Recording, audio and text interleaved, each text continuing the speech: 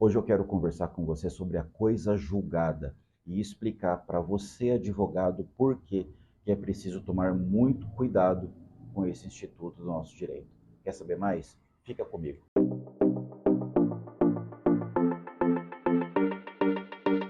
Fala pessoal, Emerson Vargas mais uma vez aqui com vocês, hoje para falar sobre coisa julgada, que é algo que nós advogados muitas vezes nem lembramos que existe, mas é extremamente importante no dia a dia e em cada processo nos quais atuamos.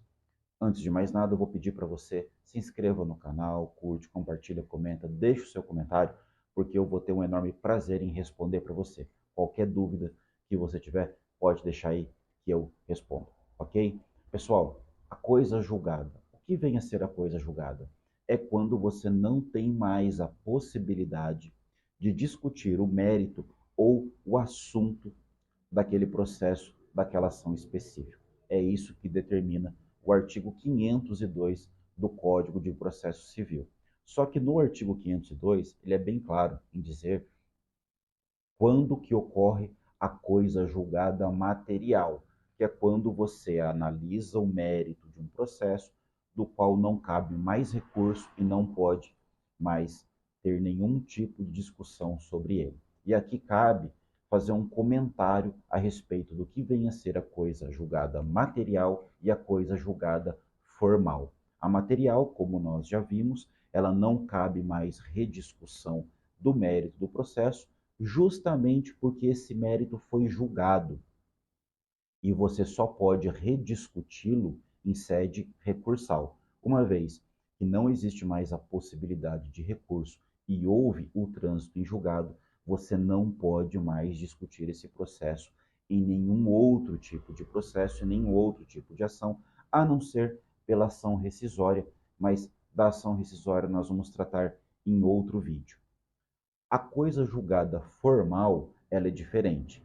Ela não impede que você rediscuta o mérito do processo em outros processos, outras ações, justamente porque a extinção desse processo foi sem resolução do mérito, porque houve um vício, um problema na estrutura da ação.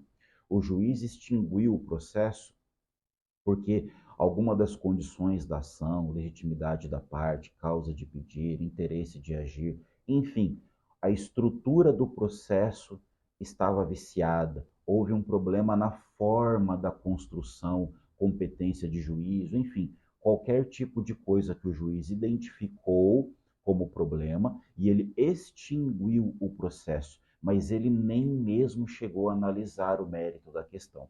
Então, lembre-se, a coisa julgada formal, ela encerra aquele processo, permitindo que você dê entrada em outros processos futuramente para discutir esse mesmo assunto, que é exatamente ao contrário do que ocorre com a coisa julgada material, que houve sim a análise do mérito em si, e esse mérito, uma vez que já tenha passado todos os recursos possíveis, ele houve o trânsito em julgado, e uma vez transitado em julgado, esse assunto não pode mais ser discutido em nenhuma esfera, em nenhum outro processo, tá?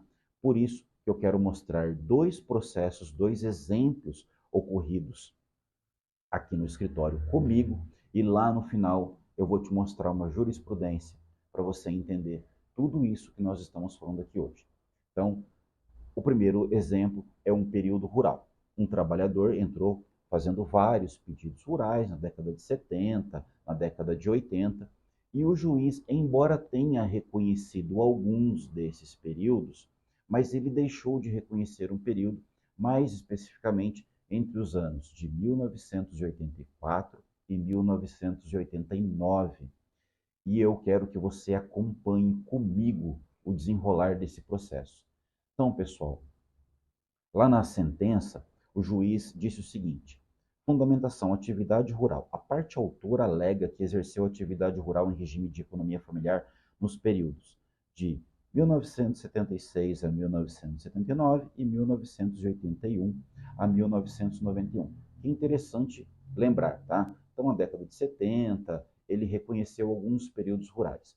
Mas o que deixou curioso é que foi apresentada a certidão de casamento desse trabalhador, constando que a profissão dele era lavrador, que ele se casou no ano de 1984, mas o juiz reconheceu o período rural a partir de 1989. Então acompanha comigo o que consta na certidão de casamento desse trabalhador rural, tá? Verifique ali, ó, que ele se casou na data de 19 de maio de 1984, com assento lavrado em 25 de maio de 1984. Então está bem claro que as datas do casamento e do assento lavrado na igreja. Aí você perceba que a averbação no verso, que trata-se da averbação do divórcio, ela é a data de 4 de outubro de 1989. O que o juiz fez? Ele reconheceu a data do divórcio, sendo a de 1989, como o primeiro documento apresentado em nome do autor, constando a profissão dele como lavrador, e por isso esse período rural só seria contado a partir de outubro de 1989. O que, para mim, pessoal, é um erro absurdo desse juiz. Por quê? Porque como a certidão de casamento ela é original, datada a cerimônia de casamento de 1984, eu pergunto para vocês, a profissão de lavrador, ela foi ali taxada no ato do casamento ou do divórcio? Do casamento. Então, na certidão de casamento consta a profissão dele como lavrador. Quando foi feita a verbação do divórcio, não consta nada qual era a profissão dele no momento. Então é óbvio que o juiz, nesse caso, ele tinha que ter reconhecido o período rural desde 1984, porque foi a certidão de casamento que demonstrou a profissão de lavrador e não a averbação do divórcio. Na época que esse segurado ele tinha feito esse processo em outro escritório, com outro advogado, o advogado não se atentou a isso e aceitou o período de 1989. Quando esse cliente me procurou, eu tentei até fazer algum pedido de erro material, mas sabendo já que não ia funcionar, porque o processo já estava com seu trânsito em julgado. Então, qual foi a solução? A solução foi apresentar para esse juiz um pedido dizendo, explicando toda a situação, informando do erro cometido na certidão de casamento e também fazendo mais. Eu fui até a igreja onde houve esse casamento, peguei a declaração do noivo, que é um registro que fica nos livros da igreja, onde nessa declaração, também com data de 1984, o noivo se declarava agricultor. Só que sabe o que o juiz falou para mim? Ele disse o seguinte, que eu quero que você acompanhe. Nessa linha do artigo 508 do CPC, que uma vez transitada em julgado decisão de mérito, são consideradas deduzidas e repelidas todas as alegações e as defesas que a parte autora poderia opor ao acolhimento do pedido.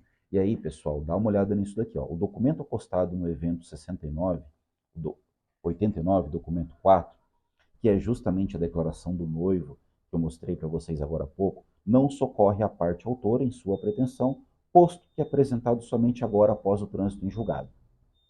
A esse respeito, cumpre ter presente que somente é admissível a parte autora juntar documentos novos quando, e aí ele dá as condições, destinados a fazer prova de fatos ocorridos depois dos articulados ou para contrapô-los aos que foram produzidos nos autos formados após a petição inicial ou se tornarem conhecidos ou acessíveis após a exordial. Então, perceba, pessoal, este documento novo, ele não se encaixaria em nenhum dos requisitos que eu pudesse apresentá-lo. Então, o juiz veio e falou, ó, não adianta você querer vir apresentar agora, primeiro porque esse processo já houve o trânsito em julgado. Segundo, porque esse documento estava inacessível, ele apareceu agora? Na verdade, não. Ele sempre esteve lá e foi um relaxo do advogado da época. Porque o segurado, galera, o segurado não tem esse conhecimento, o segurado, ele não pensa que ele pode produzir novos documentos. O advogado tem que orientá-lo nesse sentido, tá? Então, nesse aspecto, infelizmente, não teve muito o que ser feito. Tive que entrar com um novo pedido administrativo. Porém, eu sabia que dessa vez, na esfera administrativa, eu teria que fazer tudo com o máximo de perfeição. Por quê? Porque ocorria um risco enorme de ter o pedido indeferido novamente na esfera administrativa e depois, na hora que eu entrasse com o pedido judicial, a primeira coisa que a Justiça Federal iria fazer era me intimar para eu me manifestar sobre possível coisa julgada, uma vez que ele identificaria as mesmas partes, a mesma causa de pedir, tudo exatamente igual, e aí dificilmente daria para se escapar. Porém, o que eu fiz? Fui até a igreja, peguei novos documentos, fiz tudo no máximo cuidado possível, o que já deveria ter sido feito lá atrás, mas não foi feito.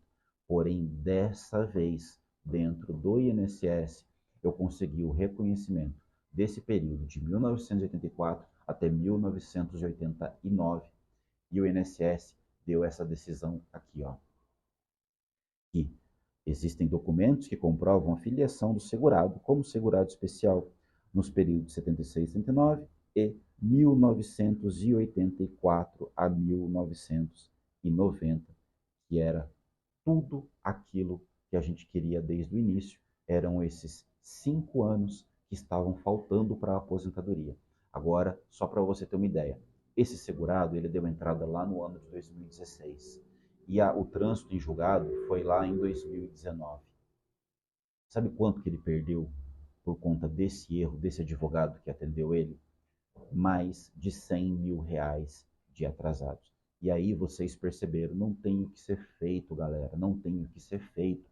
Por quê? Porque ali ficou bem claro que o juiz não reconheceu aquele documento juntado, que sequer o advogado da época fez um embargo de declaração, e ele até fez um recurso, mas no recurso ele nem tocou nesse assunto, aí deixou o processo transitar em julgado. E aí, ainda que você apresente um documento novo, era um documento novo que estava o tempo todo à sua disposição. Então, como que você vai reverter este processo? Não vai. E aí você pode fazer novo pedido na esfera administrativa? Pode, porque na esfera administrativa, no INSS, você pode fazer o pedido quantas vezes você entender que deve ser feito. Mas no judiciário, por conta da coisa julgada material, que analisou o mérito da questão, você esbarraria e dificilmente conseguiria rediscutir esse assunto novamente, a não ser que você apresentasse um documento totalmente fora da normalidade, que apareceu do nada, que vamos combinar entre nós aqui, não é o caso da declaração do noivo ou da habilitação matrimonial, que estavam o tempo todo na igreja, era só ter ido lá e buscado. Falta de atenção total do advogado, que poderia, nesse caso, ter causado um prejuízo muito maior do que foi causado pela perda dos atrasados, mas ao menos nós conseguimos consertar. E na esfera administrativa, juntando novos documentos, conseguimos a concessão do benefício para esse segurado junto ao INSS. Tá bom? Fica a dica aqui para vocês. O segundo exemplo que eu quero citar é de um trabalhador que exerceu atividades especiais em vários momentos da sua vida, e num desses períodos ele apresentou o PPP e o LTCAT, até foi reconhecido no primeiro grau, mas no segundo grau o tribunal acatou o recurso do INSS e tirou um desses períodos. Agora, olha que interessante, eu quero dividir com vocês aqui. O juiz julgou o mérito. No primeiro grau, ele julgou o mérito e entendeu que sim, esse período que você trabalhou nessa empresa é considerado atividade especial. Quando o INSS recorre e o tribunal reforma a decisão do juiz de primeiro grau, você concorda comigo que aqui houve análise do mérito? O juiz entendeu que sim, analisou o mérito, ele tinha direito, e o tribunal analisou o mérito da questão também e entendeu que não, que ele não tinha direito. Neste caso, Olha o problema formado mais uma vez na coisa julgada material. Houve resolução do mérito? Houve. Então, se houve resolução do mérito, para o bem ou para o mal, esse assunto não poderia mais ser discutido.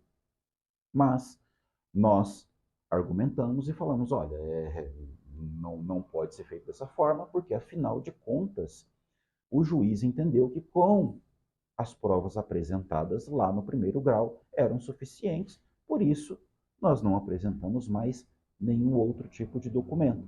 E aí a decisão do tribunal, do acórdão, ficou da seguinte forma, que eu quero que você acompanhe comigo agora. Tá? Contudo, em que pese não tenha sido apresentado o laudo técnico hábil a comprovação do labor especial, lembrando, tá, pessoal, foi apresentado o PPP e LTCAT, mas o tribunal reformou a decisão de primeiro grau, entendendo que não foram suficientes.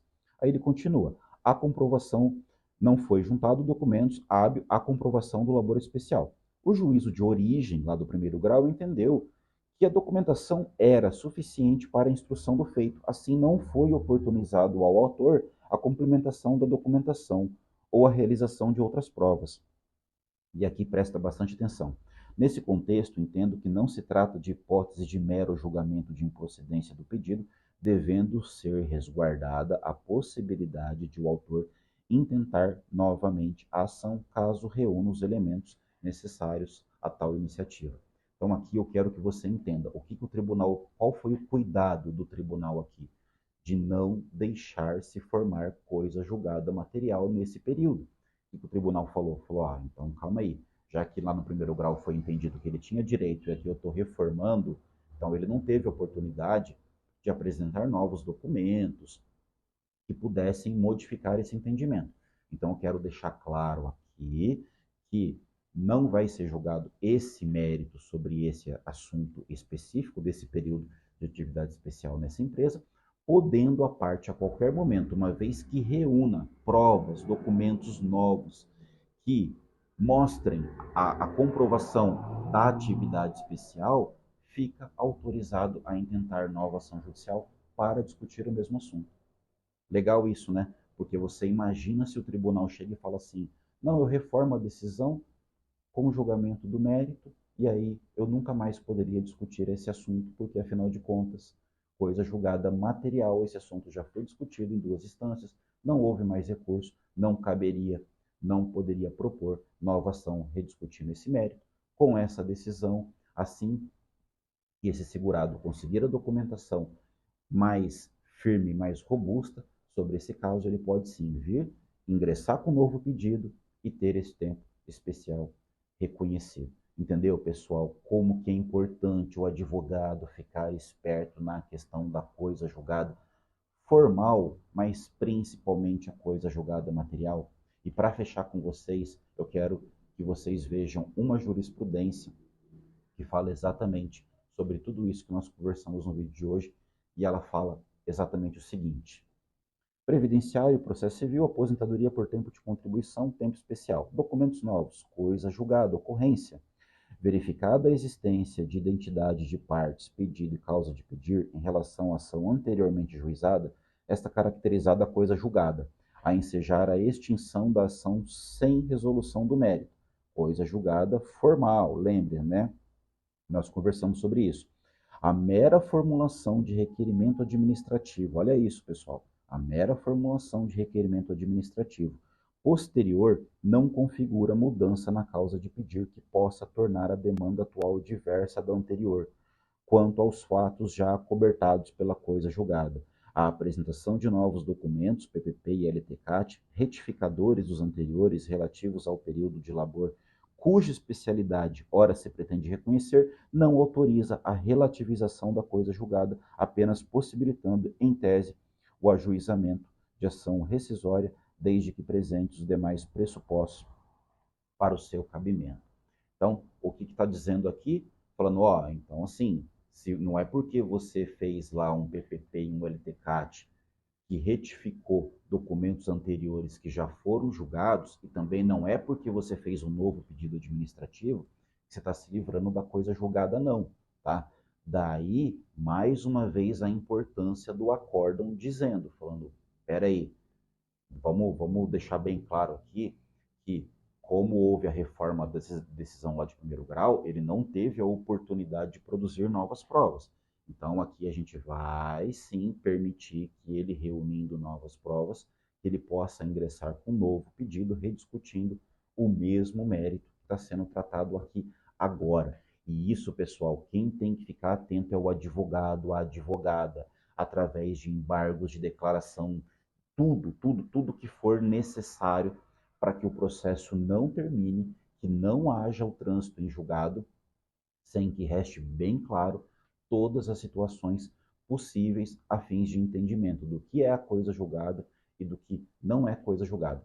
No primeiro exemplo, nós conseguimos através da esfera administrativa, porque se nós tivéssemos que novamente ingressar pedindo aquele pedido rural na esfera judicial, provavelmente esbarraríamos na coisa julgada, porque houve o trânsito em julgado e o advogado da época foi muito negligente com esse processo. E agora, no segundo exemplo do tempo especial, houve o cuidado do tribunal reconhecer que, se a gente não produziu mais provas, era porque o juiz de primeiro grau entendeu que aquilo que a gente juntou era suficiente para fazer o julgamento da lide. Então, ele deixou bem claro que não houve coisa julgada material, podendo a qualquer momento, reunindo novas provas, intentar novamente a ação. Beleza, pessoal? Espero que vocês tenham entendido um pouco sobre a coisa julgada material através dos exemplos que nós citamos aqui.